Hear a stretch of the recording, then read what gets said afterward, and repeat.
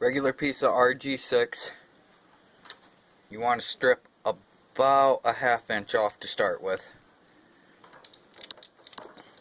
About like that. Strip it back just a little ways. Pull back all this wire shielding. And then you want to take the other end of your stripping tool and pull off so that there's only about a ½ inch left of the first strip.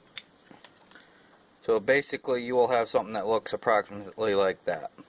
About a ½ inch insulation, about a ½ inch of wire, and then you have this metal shielding. You do not want to cut off all your metal shielding wire, but you do need to take off a considerable amount of it. So I always just use a pair of scissors or wire clippers. Trim that off, because you do need that for your ground contact on the fitting. Once you have it to this point, you should be able to easily just slide the compression fitting right on over.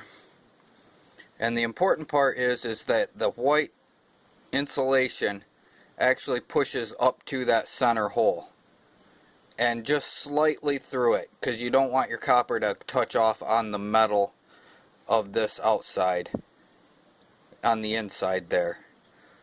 Once you get to that point, my crimping tool is different, but it works the same way.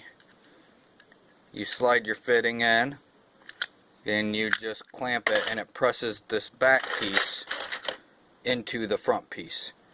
Basically, you can see the difference from what you compress together, and when them two push in and lock together, it's a tight fit.